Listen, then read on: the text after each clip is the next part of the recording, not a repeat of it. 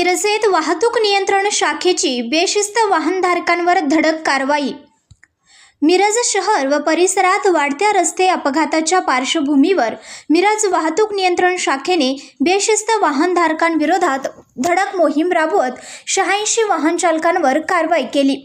बापूजी साळुंखे महाविद्यालय परिसरात झालेल्या कारवाईत ट्रिपल सीट, अल्पवयीनांकडून वाहन चालवणे, मोबाईलवर बोलत वाहन चालवणे, नंबर प्लेट, नियमभंग आदी विविध प्रकारच्या वाहतूक नियमांचे उल्लंघन करणाऱ्यावर दंडात्मक कारवाई करण्यात आली।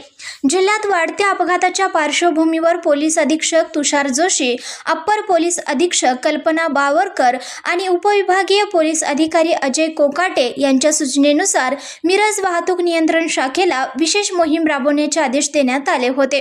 त्यानुसार प्रभारी सहाय्यक पोलीस निरीक्षक रणजित तिपे आणि पोलीस उपनिरीक्षक चंद्रकांत वाघ यांच्या नेतृत्वाखाली पोलीस हवालदार सुनील राऊत तसेच अंमलदार सतीश कोळी, दत्ता जाधव, महावीर पाटील आणि संदीप शिंदे यांनी ही कारवाई केली। या मोहिमेत ट्रिपल सीट, नंबर प्लेट, मोबाईलवर बोलत वाहन चालवणे, धोकादायक माल वाहतुकीसाठी, डार्क ग्लाससाठी सीट बेल्ट न वापरणे, अल्पवयीनांकडून वाहन चालवल्या प्रकरणी तसेच इतर वाहतूक नियमाभंगांची धडक कारवाई करण्यात आली।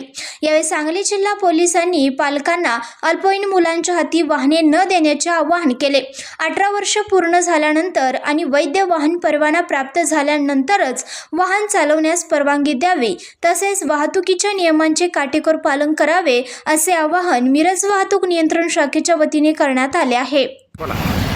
आज रोजी माननीय पोलीस अधीक्षक तुषार जोशी सर, माननीय अपर पोलीस अधीक्षक कल्पना बावरकर मॅडम, माननीय उपविभागीय पोलीस अधिकारी अजय कोकाटे सर यांच्या मार्गदर्शनाखाली जे वाढते अपघात आहेत त्या अनुषंगाने एक स्पेशल ड्राईव्ह बापूजी साळुंखे महाविद्यालय या ठिकाणी घेण्यात आला होता। त्या ठिकाणी आज रोजी एकूण 86 केसेस केलेल्या असून त्यामध्ये अल्पवयीन चालक यांच्या विरोधात 8 केसेस करण्यात आलेले आहेत। म्हणजे त्यांना तो दंड आकारण्यात आलेला आहे। तसेच इतर ट्रिपल सीट, मोबाईल टॉकिंग अशा केसेस करण्यात आलेल्या आहेत। माझी सर्व पालकांना विनंती आहे, तसेच आमच्या सांगली जिल्हा पोलीस दलातर्फे एक विनंती आहे की आपल्या पाल्याला गाडी देताना हे 18 वर्ष पूर्ण झाल्यानंतर त्याच्या हातामध्ये गाडी परवाना काढून देण्यात यावी। त्यामुळे आपल्या पाल्याचा तसेच इतर रस्त्यावर जाणाऱ्या लोकांचा कोणतीही हानी होणार नाही। तरी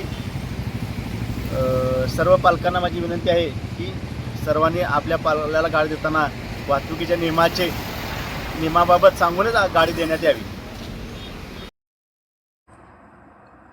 अर्धराज्य न्यूज चॅनलला लाईक करा, शेअर करा आणि सबस्क्राईब करा।